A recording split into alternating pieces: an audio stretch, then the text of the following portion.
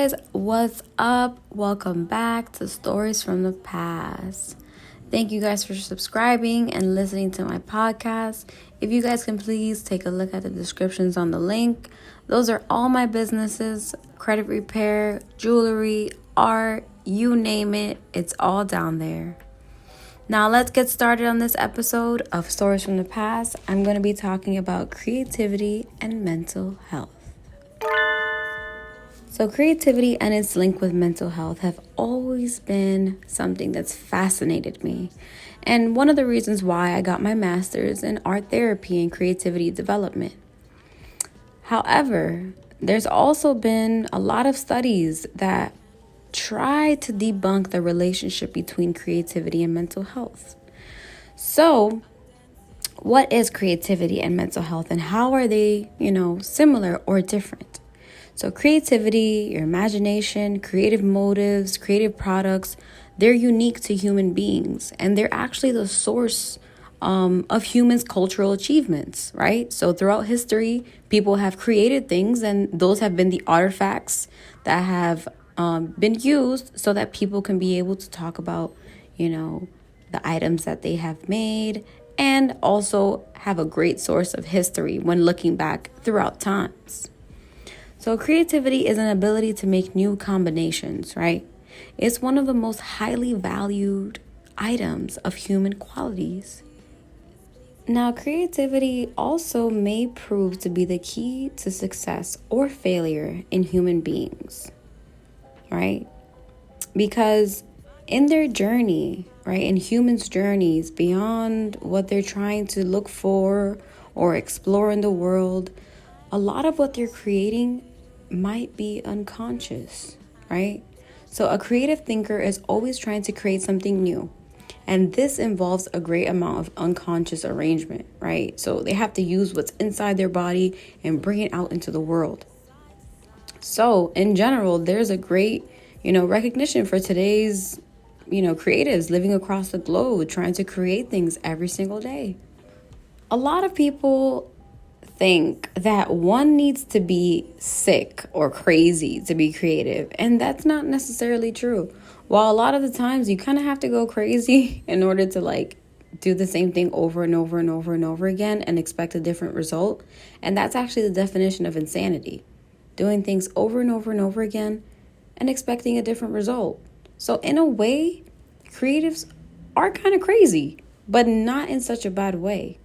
A lot of the questions that people might ask are, can one lead a peaceful and pleasant life and still have hopes of being, a creative and things like that? Or, does one have to have experience or something like that? And that's not true. In turn, art provides a path to the sacred and spiritual. Even in a, fragmented world, we need to encourage creativity and creative people in our mindset.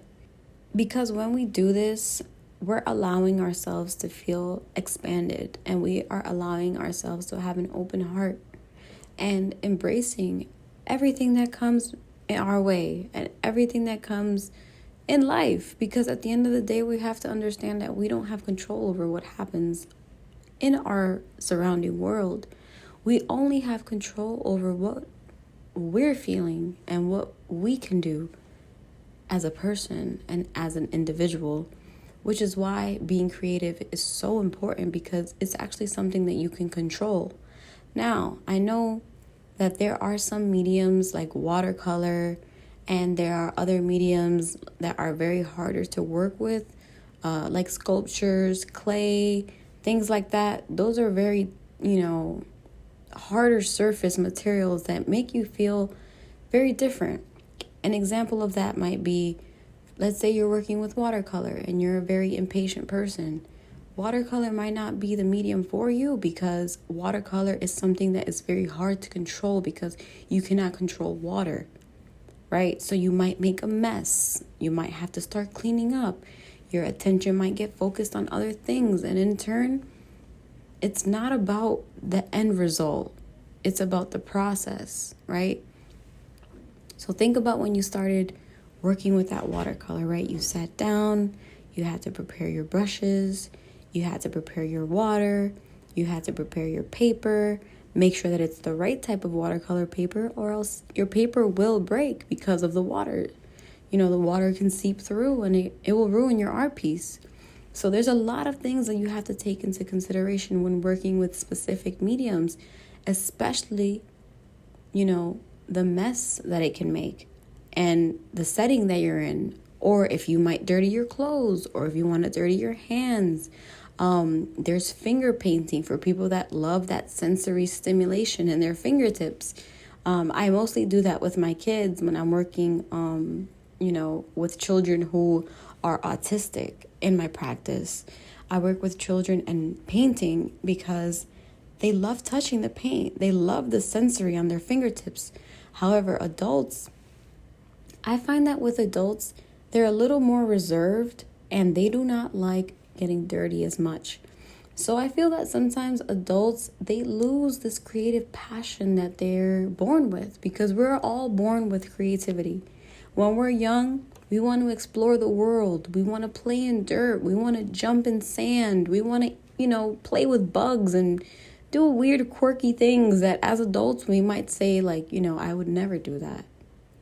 But it's important to realize that as an adult, we have to keep that mentality and mold it to our current environment. So with that being said, staying creative as an adult is very important, because that allows you to be free. It allows you to place less judgment on yourself, and it allows you to explore the world in a more subjective manner. If you're exploring the world in a more subjective manner, you're less likely to judge those around you and yourself, because you're looking at the world at face value and you're looking at the world in a creative way. So that's going to give you more ideas to create more things for yourself, and also meet more people who are like-minded and creative as well. So it's important to basically be what you want to attract. You want to attract, more opportunities that involve creativity, and more opportunities that involve, people and networking and job and anything that you want in your life. You have to not act, but feel that you already have these things. Feel and see the vision, right? Write it down on a piece of paper. Help yourself realize that you already have these things. It's just a matter of how you're going to get there so that you can take it. Thank you so much, guys, for listening to my podcast. I really appreciate each and every single one of you. I'm so happy that you're all here listening, and I will catch you guys on the next one. Don't forget to like, share, comment, subscribe, and all of my descriptions are on the link below. Shop Mary's Moon for jewelry and art. Get your credit repaired, Diamond A1 credit. And don't forget to listen to my music on Apple, Spotify, and iTunes, all of the above. Thank you, and I love you.